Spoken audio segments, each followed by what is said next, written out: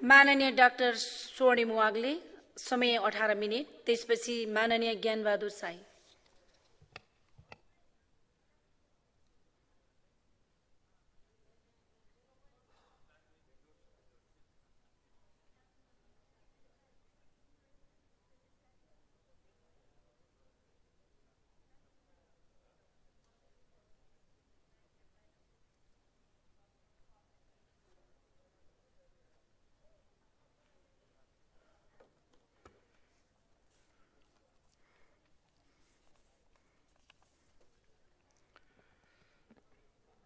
सम्माननीय सभामुख महोदय, उपादेयता धेरै नभए पनि परम्परा धानिएकै छ।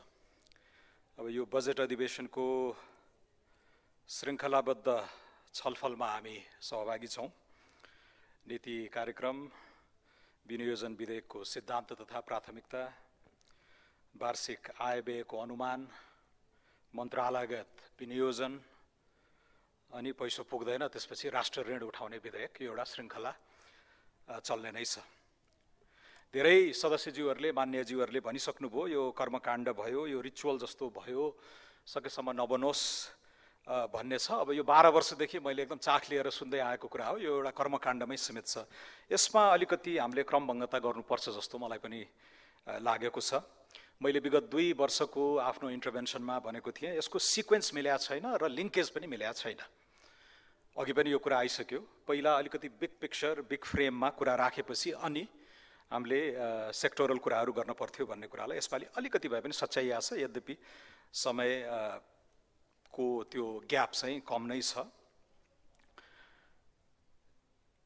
राष्ट्रपतिको वाचनपछि मलाई बाहिर सोधिएको थियो। मैले भने यो थाकेको सरकारले जाँगर नलगाइकन ल्याएको पुरानै कार्यसूची भनेर चाहिँ भनेको थिएँ। त्यही प्रकृतिको प्रतिक्रिया मैले दिएको थिएँ। अब यसको कारण अलिकति खोतल्न मन लाग्यो मलाई र यसको यो बनाउने विधि मुख्य सचिवले चाहिँ आफ्ना सचिवहरूलाई पठाउनुहुन्छ, 8-10 वटा बुदा पठाऊ भन्नुहुन्छ, त्यो गाँसिन्छ। त्यति नै हो यसको। यो नीति कार्यक्रमको तपाईँले श्रृङ्खला हेर्नुभयो भने सुरुमा अर्थ, त्यसपछि कृषि, त्यसपछि वन, हुँदै हुँदै हुँदै उद्योग वाणिज्य हुँदै अनि अन्तिममा रक्षा, गृह, परराष्ट्र हुँदै चाहिँ यो आउने गरिएको छ। र यसरी गाँस्दाखेरि 3 वटा कमजोरी हुने रहेछन्। पहिलो, अगाडि लेखिएको कुरा पछाडि गएर बाजिन पनि सक्ने, जस्तो कृषिका कुराहरू उद्योग वाणिज्य सन्धिसँग गएर बाजिन सक्छ। अर्को, साधन स्रोतको सीमा तोक्ने अख्तियारी अर्थसँग छ र लङ टर्म विकासको खाका योजना आयोगले तय गर्छ, तर बनाइन्छ यता कर्मचारीहरूबाट चाहिँ पिएमओमा अलि टाठाबाठा उपसचिवहरूलाई सोध्यो भने हिजो कहाँ हुनुहुन्थ्यो भने म काभ्रेको सहायक सिडिओ थिएँ भनेर भन्छन्। हैन, भन्या मतलब यो खालको सेक्टोरल यो तादात्म्यता हामीसँग मिलिराख्या छैन जस्तो मलाई लाग्छ।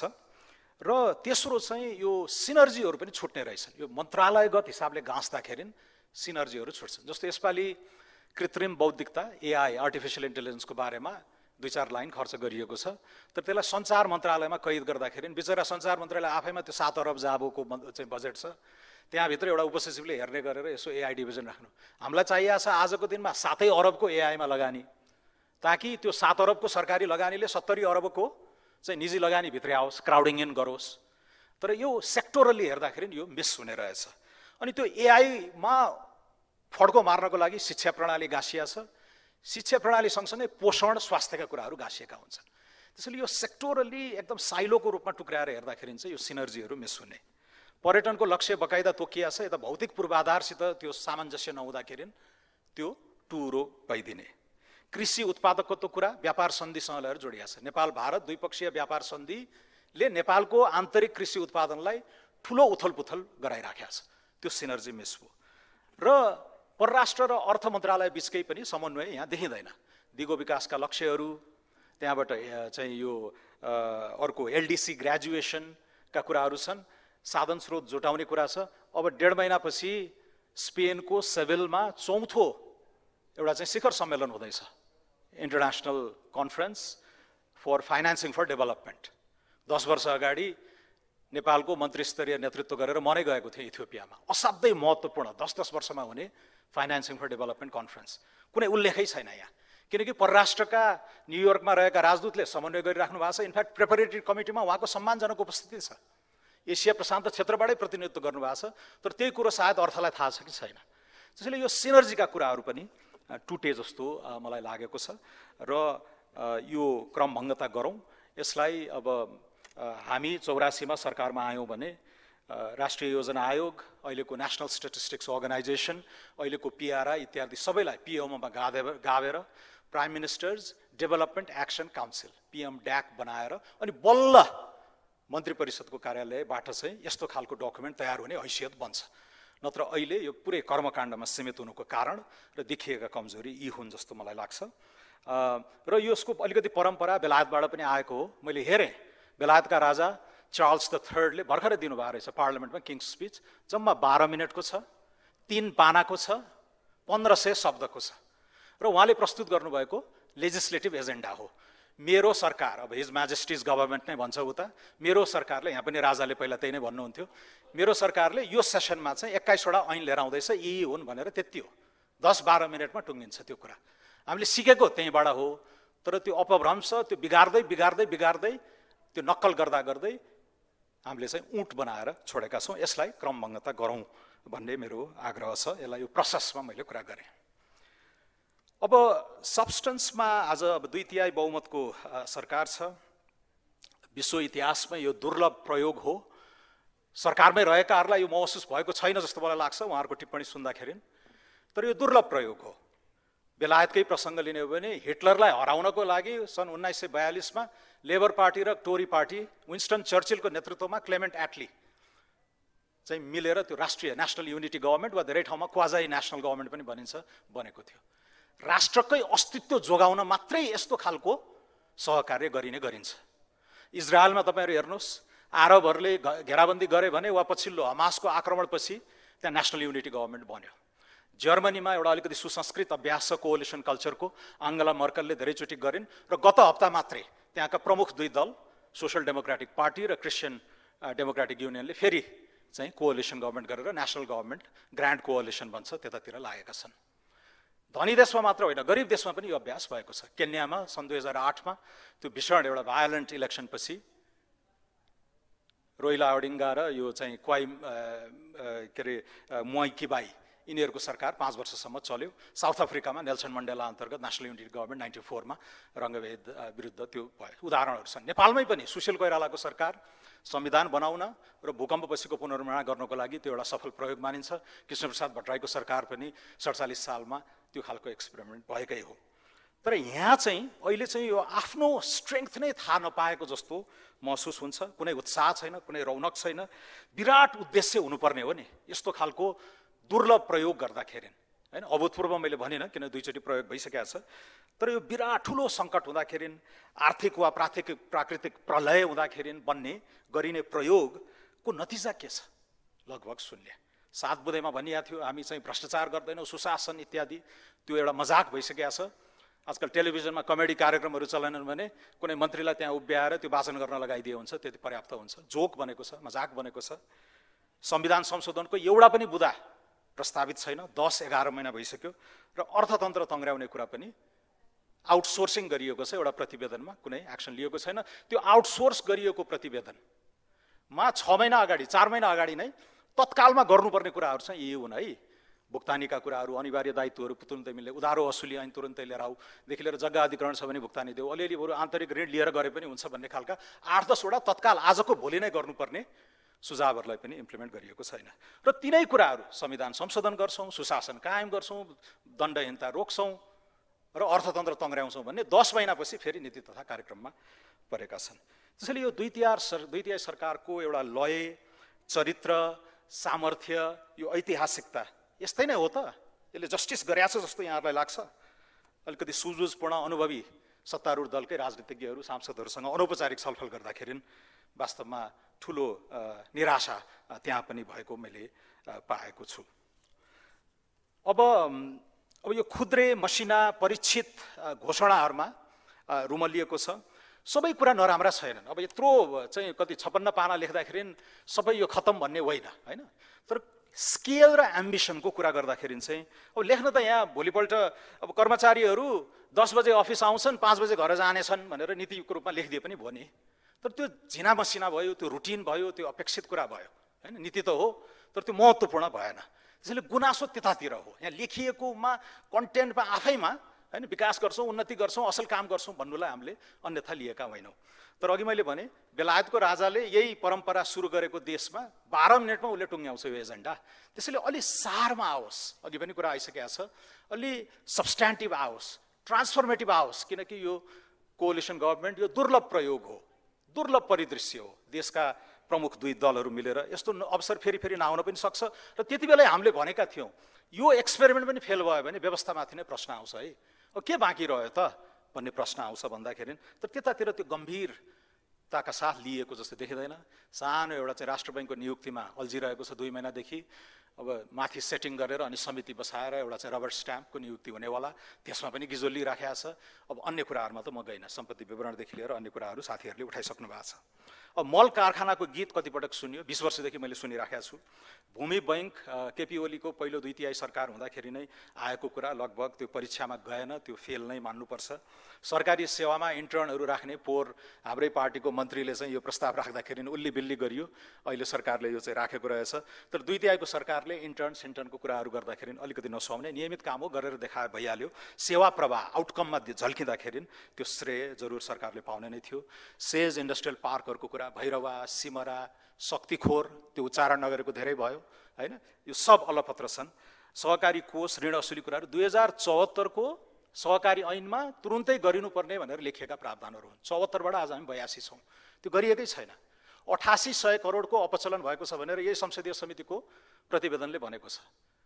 तर आक्रोश सबै रवि लामिछाने थुन्ने, रविन्द्र मिश्र थुन्ने, कुलमानलाई निकाल्ने, त्यो एउटा लेगसीको चिन्ता भएको सरकारले म के का लागि चिनिने छु। आज कृष्णप्रसाद भट्टराईलाई हामी सम्झन्छौँ, सुशील कोइरालालाई सम्झाउँछौँ, अघि पनि नाम लिए, एउटा ट्यान्जिबल केही गर्नु भयो नि हैन। बाबुराम भट्टराईको नाम आउँछ, बाटो बनाउनु भयो इत्यादि भन्ने भयो। इभन प्रचण्डको गभर्नमेन्टलाई पछि 5 वर्षपछि गर्दाखेरि त्यो कार्यक्रममा चाहिँ उहाँले भुटानी शरणार्थीको काण्डलाई एउटा बिन्दुमा लान खोज्नु भएको थियो भनेर सम्झिएला। यो सरकारलाई हामीले के का लागि सम्झाउने? रवि लामिछानेलाई थुन्यो, रविन्द्र मिश्रलाई थुन्यो, यस्तै हो त। त्यसैले यी कुराहरूमा चाहिँ पर्याप्त त्यो गाम्भीर्य देखिँदैन। र अर्को यहाँ इकोसिस्टम भन्ने शब्द 3-4वटा चलाएको देखेँ मैले। र स्टार्टअप कर्जा, हिजो संयोगले प्रधानमन्त्रीको फेसबुकमै मैले देखेँ त्यो विज्ञापन, 661वटा कर्जा चाहिँ गरियो। उद्यम अब अर्को गुगल, अर्को मेटा, अर्को चाहिँ च्याट जीपीटी नेपालमै जन्मन ला जस्तो गरेर गरियो। मैले यसो सरसर्ती हेर्दाखेरि 661वटा अवार्ड, 1500वटा आवेदन परेका रहेछन्। 1500बाट छोट्याएर 5000वटा एप्लिकेसन, 1300 जति सर्टलिस्टिङ र 340वटा त जम्मै माछा, दुध, बाख्रा, कुखुरा इत्यादि छन्। त्यसलाई मैले होच्याउन खोजेको होइन, तर त्यो लघु उद्यमसँग सम्बन्धित टेक स्टार्टअप इत्यादि भनिसकेपछि हाम्रो एक्सपेक्टेसन अलि अर्कै हुन्छ। टेलरिङमा 33वटा रहेछ, मसला, दालमोट, कागजको प्लेट यस्तोमा 65वटा जति रहेछ, र आइटी एप्लिकेसन चाहिँ जम्मा 17वटा रहेछ त्यो 661 मध्ये। तर भन्दाखेरि चाहिँ यहाँ त टेक्नोलोजी फिल्डमा उद्यम के न हुन्ला जस्तो 1 अरबको लगानीले यहाँ र उहाँ गऱ्यौँ भने जस्तो त्यो आशय दिइरहेको छ। सुदूरपश्चिमले मात्र 102वटा पास छ। मन्त्रीजी बैतडीका हुनुहुन्छ क्यारे, करिब 2627वटा उहाँले पनि आफ्नो ठाउँमा पार्नु नै भएको छ, अर्को चुनाव लड्न पर्ने नै होला। त्यसैले यो अलिकति भ्रम भयो क्या, अलिक प्रचार गरिएका राम्रा कुराहरूको पनि गहिरिएर हेर्दा खोतल्दाखेरि चाहिँ खोक्रो नै देखिन्छ जस्तो मलाई लाग्छ। सामान्य सभामुख महोदय, अब हामीले फेरि विरोधका लागि विरोध गर्ने होइन, सधैँ हामीले रचनात्मक सुझाव दिँदै आएका छौँ। 3-4वटा कुरा असल पक्षहरूलाई म पनि उजागर गर्न चाहन्छु। उच्च स्तरीय आर्थिक सुझाव प्रतिवेदन, हालांकि उसका तात्कालिक सुझावहरूलाई कार्यान्वयन नगरेकोमा मेरो गुनासो छ, तर ठुलो 480 लगभगको रेकमेन्डेसनहरू छन्, प्रतिवेदनै पनि झन्डै 500 पेजको छ। त्यसलाई एकदम गुड फेथमा सकिने जति चरणबद्ध रूपमा इम्प्लिमेन्ट गर्नुभयो भने हाम्रो पार्टीको समर्थन रहनेछ। केही समय अगाडि 6वटा अध्यादेश ल्याउनु भयो तपाईहरुले, पेलेरै प्रक्रिया मिचेर, त्यसको हामीले सख्त विरोध गर्यौं। तर एउटा अध्यादेशको हामीले विरोध गरेनौं, एउटा अध्यादेशमा हामीले संशोधन पनि हालेनौं। आर्थिक तथा व्यावसायिक वातावरण सुधार एवं लगानी अभिवृद्धि त्यो कन्ट्रीको इन्ट्रेस्टमा छ र त्यसको बनाइने प्रक्रिया आसेपासेहरू राखेर केही स्वार्थहरूको प्रभावमा पनि भन्ने गाईगुई चल्दै पनि सारमा त्यसलाई अनेस्टली इम्प्लिमेन्ट गरेको खण्डमा त्यो मुलुकको हितमा छ भनेर हाम्रो पार्टी राष्ट्रिय स्वतन्त्र पार्टीले त्यसलाई विरोध गरेन। त्यसैले सबै कुराको विरोध गर्छ भन्ने भाष्य पनि यो नबनाऊ। अस्ति प्रधानमन्त्रीले कता भन्नुभयो विरोध विपक्षीहरूले सधैँ विरोध, त्यो होइन। अर्को भौतिक परियोजनाहरूको यो पुनः प्राथमिकरण यो पनि ओभरड्यू छ। यही बजेटको क्रममा यसो मन्त्रालयहरूसँग सम्पर्क गर्दाखेरि हजुर पहिलाको दायित्व नै अहिलेको सिलिङ छोइसकेका छ, नयाँ कहाँबाट राख्ने भन्ने खालको गुनासो। त्यसैले यो बिग्रिसकेको सिस्टमलाई हामीले अर्थमन्त्रीले आँट गर्नुहोस्, भौतिक मन्त्रीले आँट गर्नुहोस्, प्रधानमन्त्रीले त्यो निर्देशन दिनुहोस्। यो पुनर्प्राथमिकीकरणमा हाम्रो सपोर्ट हुने नै छ र केही कुराहरू स्वीकारोक्ति पनि आएका छन्, त्यसलाई पनि हामी समर्थन गर्छौँ। नरेन्द्र मोदीको नक्कल गरेर जेमा पनि प्रधानमन्त्री कृषि आधुनिकीकरण, प्रधानमन्त्री रोजगार कार्यक्रम, राष्ट्रपति चुरे कार्यक्रम, राष्ट्रपति शैक्षिक सुधार थियो, अहिले चाहिँ नाम परिवर्तन गरिएछ। उताको डेलिभरी शैली, उताको नेतृत्व, उताको क्षमता यहाँ हामीले नाममा मात्र नक्कल गऱ्यौँ, शैलीमा नक्कल गर्न सकेनौँ। त्यो नयाँ नाम राखे पनि नयाँ नामको बदनाम चाहिँ नहोस्, तर यो नाम चेन्ज गर्नु पनि एउटा स्वीकारोक्ति हो कि दिस हैजन्ट वर्कड, अब यसलाई नयाँ ढङ्गले लगाउँ भन्नेलाई हाम्रो पार्टीले सकारात्मक रूपमै लिएको छ। अलिकति मैले पहिला प्रतिक्रिया पनि जनाइसकेँ, एउटा प्रशान्त सागरको टापु जस्तो चाहिँ व्यवहार भयो भन्ने कुन मानेमा भने यत्रो क्षेत्रीय र अन्तर्राष्ट्रिय उथलपुथल भइराखेका छन्, त्योबाट निरपेक्ष र अनभिज्ञ रहेको जस्तो भान हामीलाई हुन्छ। बाहिर अघि इन्डिया पाकिस्तानको त पछिल्लो भयो, ट्रम्पले जुन 80 वर्षदेखि इस्टाब्लिस्ड भएको र साना मुलुकले लाभ लिइरहेको यो रुल्स बेस्ड इन्टरनेसनल अर्डर अब छेदविच्छेद हुने अवस्थामा पुगेको छ। यसको एनालिसिस के हो, एउटा श्वेतपत्र नै आउनुपर्ने हो, हामीले के कसरी तयारी गर्ने भन्ने बारेमा। नोर्म्स र मान्यताहरूमाथि आक्रमण भइरहेको छ, टेरिटोरियल इन्टेग्रिटीदेखि लिएर मानवाधिकारदेखि यो संसदले एकदम प्यारोसित अपनाएको, अवलम्बन गरिरहेको, अभ्यास गरिरहेको समावेशिता DEI डाइभर्सिटी इक्विटी इन्क्लुजनको ग्लोबल मुद्दा ध्वस्तै बनाइदैछ बाहिर। यसलाई हामीले कसरी प्रोटेक्ट गर्ने, किनकि यो हाम्रो जुन संरचनात्मक विभेदको एजेन्डा छ नेपालमा हामी सबैले स्वीकारेको र त्यसलाई एड्रेस गर्नुपर्छ भनेको, तर बाह्य आक्रमण र बाह्य समर्थन नहुँदाखेरि यसलाई हामी कसरी नर्चर गरेर जाने। इन्स्टिट्युसन्सहरू राष्ट्रसङ्घदेखि लिएर इभन बहुराष्ट्रिय चाहिँ विकास बैङ्कहरू, मल्टिल्याटरल डेभलपमेन्ट ब्याङ्क्सहरू पनि अहिले ठुलो अनिश्चयको घेरामा छन्। क्लाइमेट चेन्जको त्यत्रो आउगुजी थियो, अहिले त्यो शब्द नै लेख्न नपाइने जस्तो चाहिँ भइराखेको छ। र यो सहुलियतपूर्ण वित्त USAID लगायतहरू त भङ्ग नै भएका छन् र विश्वको सबभन्दा ठुलो अर्थतन्त्रले दिने चाहिँ आर्थिक सहयोगहरू सुक्दाखेरि धेरै अन्तर्राष्ट्रिय सञ्जालहरू, अन्तर्राष्ट्रिय संस्थाहरू पनि कमजोर अवस्थामा हुनेछन्, त्यहाँबाट आउने नेपालले पाउने सहयोगहरूमा पनि। त्यसैले वैकल्पिक यो जियो पोलिटिकल रिओरिएन्टेसन सँगसँगै नेपालले आफूलाई कहाँ प्लेस गर्ने हो र त्यो गर्दाखेरिका कस्ट बेनिफिटहरू हामी सबैले एनालिसिस गर्नुपर्ने नै छ। नेपालभित्रकै ठुल्ठुला संरचनात्मक उथलपुथलहरू मैले बारम्बार 3टा D उठाइरहेको छु विगत 10 वर्षदेखि, 2टामा अलिअलि ट्र्याक्सन आएको छ, अब तेस्रोमा पनि म बल गर्दैछु। एउटा डिजिटलाइजेसन, ल्यान्डलक कन्ट्री भएकोले यो बाहेक अन्य विकल्पै छैन। अर्को डेमोग्राफी, यस्तो विकृत अथवा सङ्कुचित चाहिँ जनसाङ्ख्यिक बनोट बन्दैछ कि हाम्रो फड्को मार्ने झ्याल ढोका थुनिँदैछन् है, धेरै समय छैन है। त्यसैले यो वेस्ट नगरौँ भनिराखेको छु। त्यो डेमोग्राफीको र अहिले डायस्पोरा, यो 3टा D मा टेकेर नै हामीले अगाडि जानुपर्ने छ। निर्जनीकरण, श्रम शक्तिको फेमिनाइजेसनदेखि लिएर शिक्षा स्वास्थ्यमा यो मिडल क्लासमा परेको भार लगायत कुराहरू चाहिँ यहाँ हाम्रै भित्रका धेरै स्ट्रक्चरल कुराहरू छन्, त्यसलाई म अहिले व्याख्या गरिनँ समयको अभावले। अन्तमा चाहिँ मलाई लाग्छ यो सानो रोटीको लुछाचुडी धेरै भयो हामी कहाँ। 1860 अर्बको बजेट ल्याउनु भयो योभन्दा अगाडिका अर्थमन्त्रीले, त्यसलाई माघमा गएर सुकाइने गरिन्छ जहिले पनि। 1693 भन्नुभयो, हिजो साँझ 5 बजेसम्म यो राज्यले खर्च गरेको जम्मा 1113 अर्ब। 1860 अर्बको बजेट फुकेको थियो, हिजोसम्म खर्च भएको 1113 अर्ब। अर्को 2 महिना जति बाँकी छ, अर्को 2 महिनामा हद्द भए अर्को 2 खर्ब जति जाला। भनेपछि फुक्ने 18-19 खर्बको बजेट, तर खर्च हुन्छ हाम्रो 13-14। मान्य सदस्य आफ्नो भनाइ छुट्याउन आग्रह गर्छु। त्यसैले मूल कुरा चाहिँ अब यो सानो आकारमा लुछाचुडी गर्ने, मलाई 20 लाख पारिदेऊ, मलाई 2 करोड पारिदेऊ होइन कि। आज सुशासन भएको भए गिरिजाप्रसाद कोइरालाको अर्ली डेजमा, मिड 90s मा 95 को हाम्रो GDP $4.5 बिलियन रहेछ, आज $45 बिलियन छ, 10 गुणा बढेछ नोमिनल टर्म्समा, रियल ग्रोथ होइन, नोमिनल इन्फ्लेसन पनि जोडेर हेर्दाखेरि। 30 वर्षमा 10 गुणाले GDP बढ्यो, तर त्यो सुरुको रियल ग्रोथ 7%, नोमिनल ग्रोथ 12-13 भए आज हामी $100 अर्ब को अर्थतन्त्र हुने रहेछ। यो कुशासनको प्राइस हाम्रो सङ्कुचित GDP मा प्रतिबिम्बित भइरहेछ। आज $100 बिलियन GDP भए $25 अर्ब वा झन्डै 19 दुना 36 खर्बको नेपाली बजेट, नेपाली रुपियाँको बजेट ल्याउन कुनै गाह्रो हुने थिएन।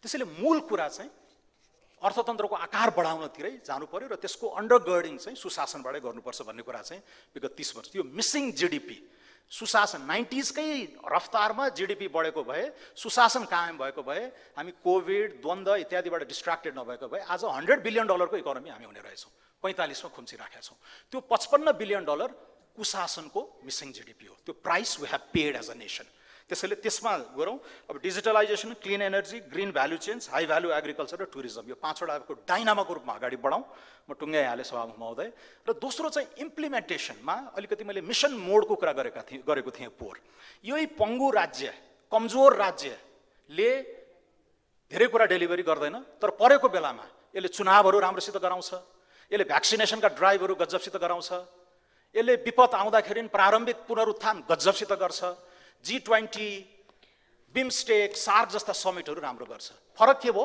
तिनीहरूको लक्ष्य तोकिएको हुन्छ नतिजा सफल वा असफल भएको नतिजा मापन गर्ने मेट्रिक एकदम स्पष्ट हुन्छ र तिनीहरूको समय सीमा मान्य सदस्य समय सकियो त्यसैले यता रुटिन काममा चाहिँ हामी त्यो राज्य फेल भइरहेको हुन्छ त्यसैले हरेक कुरा अब मिसन मोडमा चाहिँ हामीले गर्यौं भने धेरै नै राम्रो हुन्छ जस्तो मलाई लाग्छ र अब अन्तमा धेरै कुरामा हाम्रो विमतिहरू रहे संविधान संशोधनको एजेन्डा भयो ब्युरोक्रेसीको रिअर्गनाइजेसन 68% चाहिँ दरबन्दी राजतन्त्र अनङ्कित रहेछ एआई को जमानामा त्यो आवश्यक छ इत्यादि चालु खर्च कसरी धान्ने ठूला पूर्वाधार शिक्षाको यो लथालिङ्ग नयाँ वित्त लगायतका कुराहरुमा चाहिँ अब जसरी हाम्रो होम ग्रोन सेटलमेन्ट भएको थियो शान्ति प्रक्रिया 20 वर्ष बरालिएको म टुङ्ग्याइहालेँ 30 सेकेन्ड